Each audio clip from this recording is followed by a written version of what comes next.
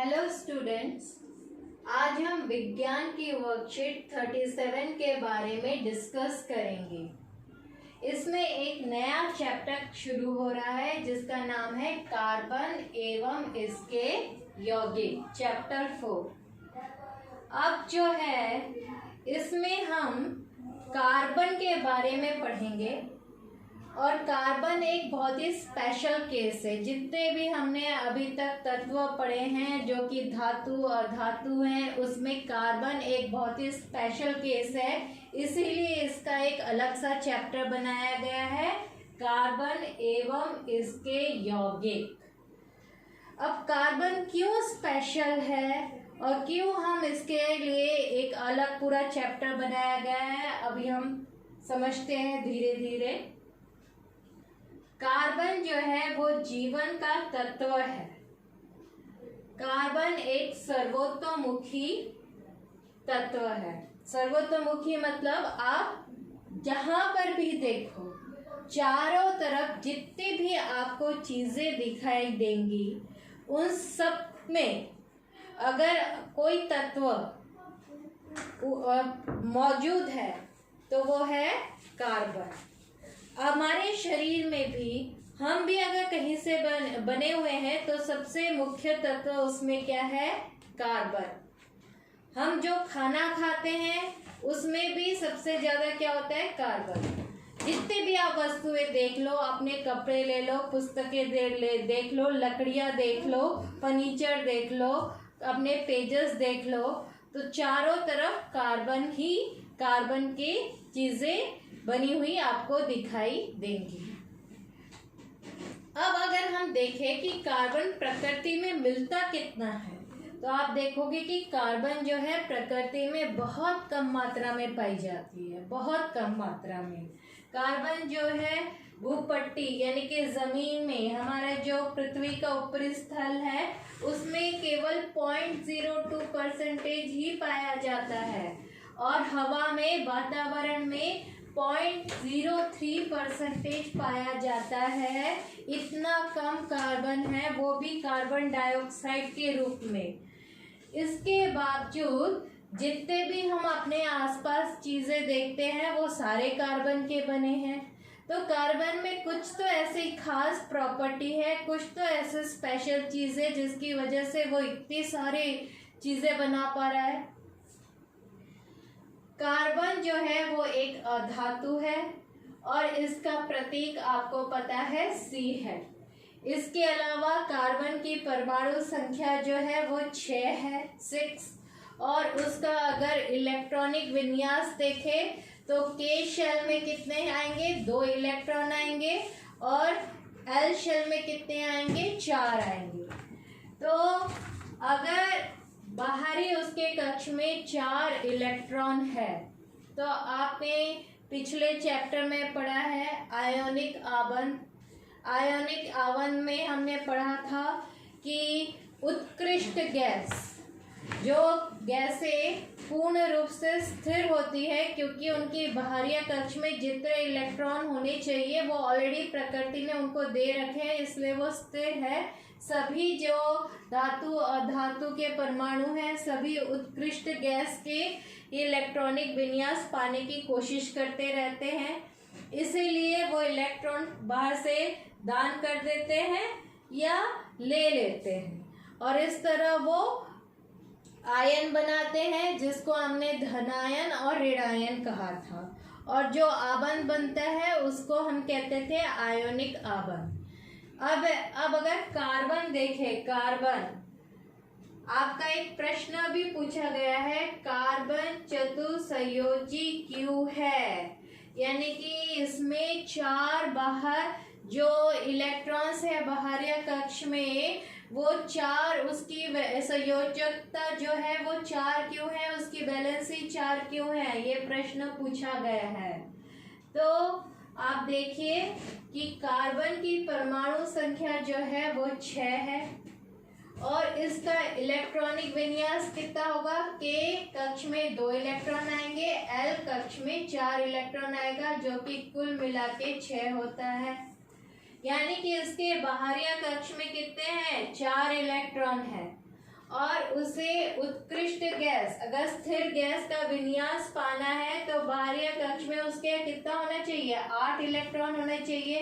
तो उसे और 4 इलेक्ट्रॉन प्राप्त करने होंगे, यानी कि C4 माइनस, या 4 इलेक्ट्रॉन खोने होंगे, तो वो क्या हो जाएगा, धनायन C4 प्लस।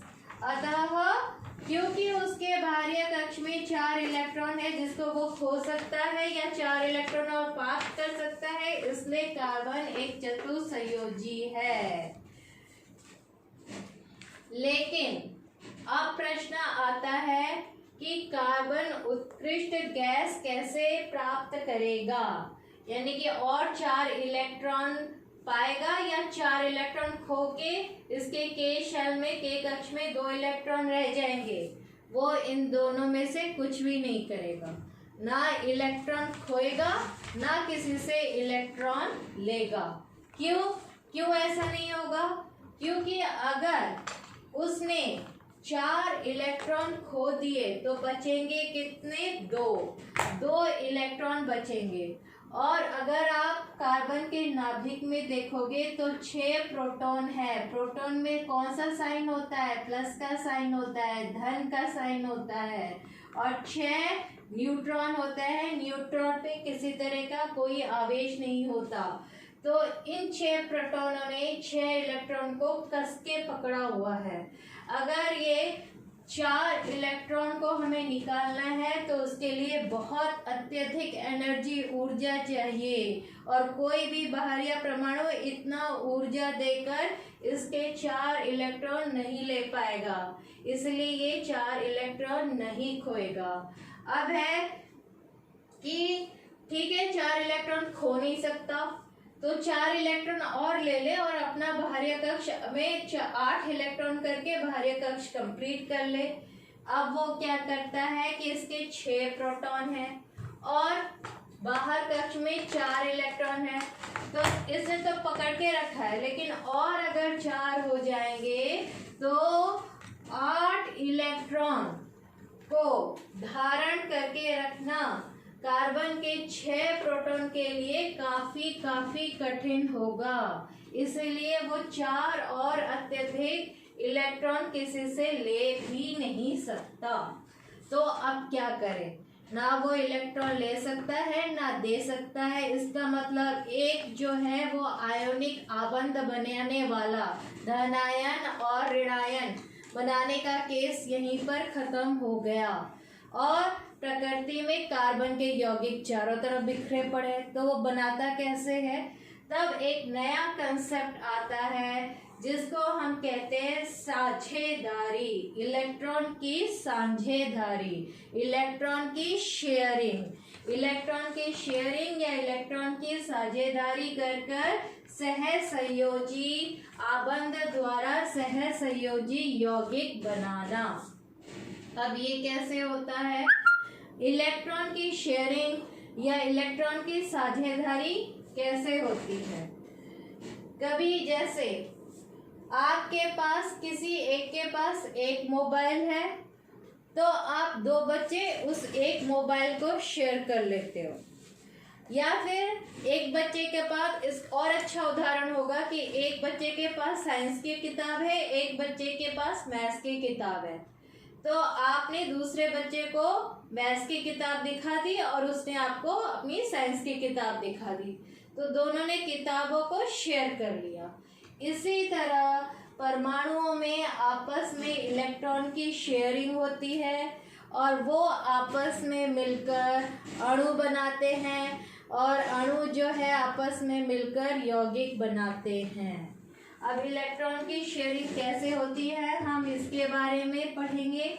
और कार्बन जो है उसके 4 इलेक्ट्रॉनों की वो साझेदारी करता है, इसके कारण वो विभिन्न प्रकार के यौगिक बनाता है, और इसकी वजह से कार्बन के बने यौगिक हमारे पृथ्वी में इतने ज़्यादा रूप में मौजूद है।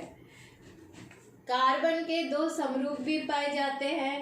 एक तो आपने देखा होगा डायमंड, डायमंड सबसे सख्त वस्तु है, लेकिन वो भी कार्बन से ही बना हुआ है। आपके पेंसिल के अंदर जो ब्लैक कलर का शाइनी शाइनी मटेरियल है वो भी कार्बन के एक यौगिक, कार्बन के एक रूप ग्रेफाइट से बना हुआ है। दोनों के दोनों कार्बन से बने हैं, डायमंड भी और ग्रेफाइट भी। लेकिन ग्रेफाइट आप कितनी आसानी से तोड़ देते हो और वहीं पर डायमंड को सख्त, सबसे हार्डेस्ट सब्सटेंस के रूप में जाना जाता है। तो कार्बन जो है वो विभिन्न कार्बन परमाणुओं के साथ अलग अलग तरह से इलेक्ट्रॉन शेयरिंग करके जुड़ के ग्रेफाइट भी वहीं पर बनाता है, वहीं पर डायमंड भी बनाता है। इसके बारे में भी हम आगे पढ़ेंगे। अब देखते हैं कि जब कार्बन अन्य परमाणुओं तथा अन्य तत्वों के परमाणुओं के साथ बाहरी कक्ष के इलेक्ट्रॉनों की साझेदारी करता है तो वह उत्कृष्ट गैस विन्यास को आसानी से प्राप्त कर लेता है। लेकिन केवल कार्बन ही नहीं, बाकी कई तत्व जैसे हाइड्रोजन, ऑक्सीजन, नाइट्रोजन, सल्फर और क्लोरीन, ये भी अपने बाहरी कक्ष में जो इलेक्ट्रॉन है उनकी साझेदारी करते हैं। तो एक ही प्रकार या विभिन्न प्रकार के परमाणुओं की साझेदारी से बने आबंध को सहसंयोजी आबंध कहते हैं। इसको सहसंयोजी, एक हमने आयोनिक आबंध पढ़ा था और एक हो गया सहसंयोजी आबंध। यानी कि कार्बन जो है वो सहसंयोजी आबंध बनाता है, इसीलिए इतने सारे तत्व, इतने सारे कार्बन के यौगिक हमें पृथ्वी पे चारों तरफ मिलते हैं। अब हम देखेंगे कि ये सहसंयोजी आबंध बनते कैसे हैं और कितने प्रकार के होते हैं। सबसे पहले हम उदाहरण लेते हैं हाइड्रोजन का। आपको पता है हाइड्रोजन का परमाणु संख्या कितनी है? 1 है। अब परमाणु संख्या अगर 1 है तो उसका इलेक्ट्रॉनिक विन्यास क्या होगा? K शेल में 1 इलेक्ट्रॉन होगा, तो वो चाहेगा कि और एक इलेक्ट्रॉन ले ले ताकि K शेल में जो 2 इलेक्ट्रॉन, K शेल में 2 इलेक्ट्रॉन रह सकते हैं, तो वो 2 इलेक्ट्रॉन जो है वो उसे प्राप्त कर ले। तो उसके लिए क्या करेगा? यानी कि उसे और एक इलेक्ट्रॉन की आवश्यकता है। तो हाइड्रोजन और एक हाइड्रोजन परमाणु के साथ इलेक्ट्रॉन की साझेदारी करेगा। इसने अपना इलेक्ट्रॉन दे दिया और इस हाइड्रोजन ने अपना इलेक्ट्रॉन दे दिया, इसको इन्होंने बीच में रख लिया और दोनों ने इसकी साझेदारी कर ली। इनके चूंकि इन्होंने, इसने एक दिया है, इसने एक दिया है, इसीलिए एक इलेक्ट्रॉन के वजह से इनके बीच में एकल आबंध, एक बंध जो है वो बनेगा।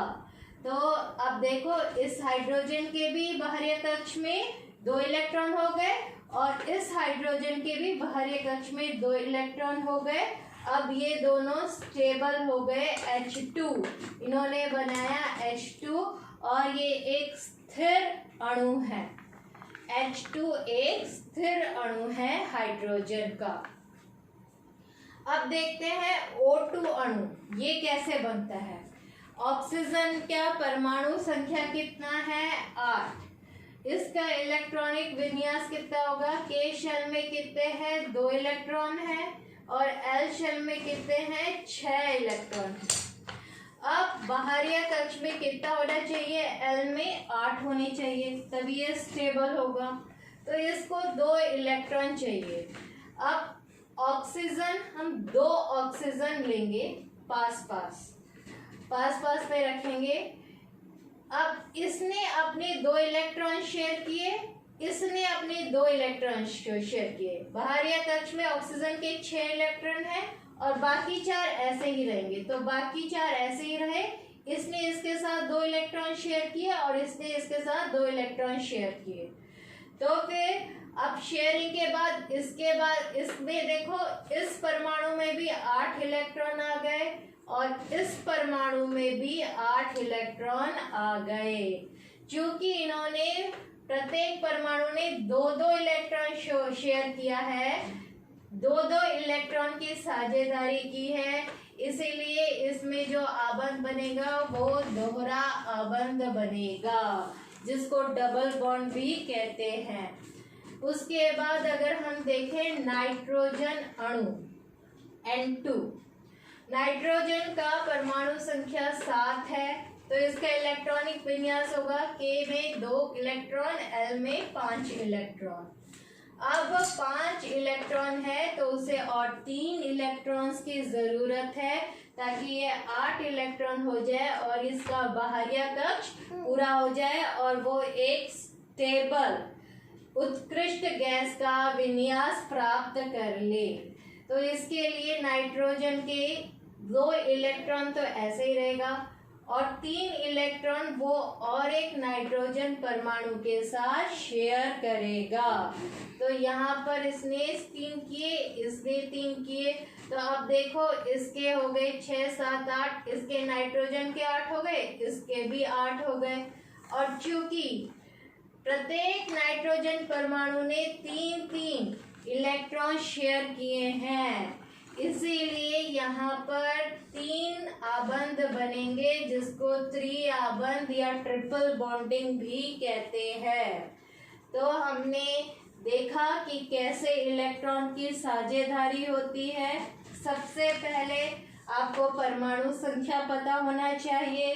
परमाणु संख्या से आप इलेक्ट्रॉनिक विन्यास निकाल सकते हो कि K शेल में कितना है, L शेल में कितना है, M शेल में कितना है।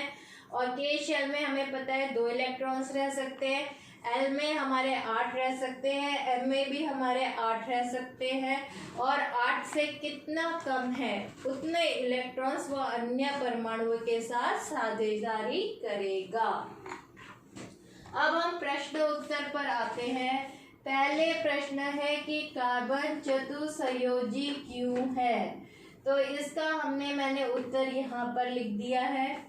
प्रश्न 2 है कि कार्बन जो है वह सहसंयोजी यौगिक बनाता है, इस कथन को सत्यापित कीजिए।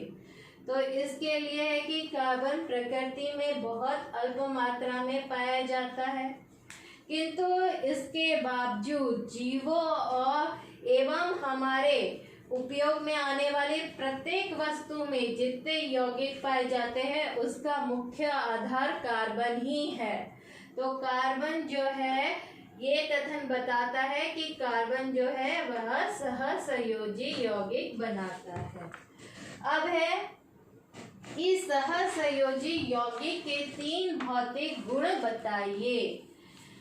सबसे पहले है कि जो सहसंयोजी आबंध वाले अणु हैं जैसे O2, इनके जैसे हाइड्रोजन भी लीजिए या फिर नाइट्रोजन भी लीजिए, इनके बीच में जो आबंध है वो तो बहुत प्रबल होता है, लेकिन इन अणुओं को अगर O2 O2 O2 ऐसे किया जाए तो इनके बीच में जो आबंध होता है वो इतना स्ट्रॉन्ग नहीं होता, इतना स्ट्रॉन्ग वो नहीं होता। ये इन दोनों के बीच में जो आबंध है ये तो प्रबल है, लेकिन अगर आप O2 उसके साथ और एक O2 उसके साथ और एक O2, तो इनके बीच में जो आबंध होते हैं वो इतने प्रबल नहीं होते, इसलिए इनके गलने का जो टेम्परेचर होता है या फिर वाष्प में परिवर्तित होने का जो टेम्परेचर होता है, जिसे गलनांक एवं क्वथनांक कहते हैं, वो बहुत कम होते हैं। ये आसानी से गल भी जाते हैं और गर्म करने पर आसानी से भाप में भी बदल जाते हैं। आप इसका एक उदाहरण लीजिए, मीथेन लीजिए, CNG कंप्रेस्ड नेचुरल गैस, ये कार्बन से बना होता है, जिसको हम कहते हैं संपीड़ित प्राकृतिक गैस। प्रकृति में ये गैस रूप में होता है। वैसे ही आप मीथेन लीजिए, इथेन लीजिए, सारे कार्बन से बने हैं। जैसे ही आप इसे हाथ में लोगे वो वैसे ही भाप पे बदल जाएंगे, यानी कि इनका क्वथनांक इतना कम होता है। अब दूसरा पॉइंट देखते हैं। चूंकि इलेक्ट्रॉनों की साझेदारी होती है, इसीलिए ये आवेशित धनायन ऋणायन नहीं बनाते। अब धनायन और ऋणायन अगर ये नहीं बनाते तो विद्युत के ये कुचालक होंगे, क्योंकि हमने जैसे पढ़ा था पिछले चैप्टर में और विद्युत चैप्टर में, विद्युत के चालन के लिए हमें इलेक्ट्रॉनों की आवश्यकता होती है, आयनों की आवश्यकता होती है। NaCl जो आयोनिक आबंध बनाता है, जैसे ही हम उसे पानी में घोलते हैं वो Na+ और Cl- में बदल जाता है, जिसके कारण उसका विलयन जो है वो विद्युत का सुचालक होता है। लेकिन इस केस में क्या होता है, चूंकि आवेशित कण नहीं बनते इसलिए विद्युत के कुचालक होते हैं। अब है प्रश्न 4। प्रश्न 4 है कि सहसंयोजी यौगिक विद्युत के कुचालक क्यों है। इसका मैंने पहले ही आंसर बता दिया है कि इलेक्ट्रॉनों की साझेदारी करते हैं, जिसके कारण आवेशित कण नहीं बनते, इसलिए वे विद्युत के कुचालक हैं। उसके बाद उन्होंने 3 अणुओं के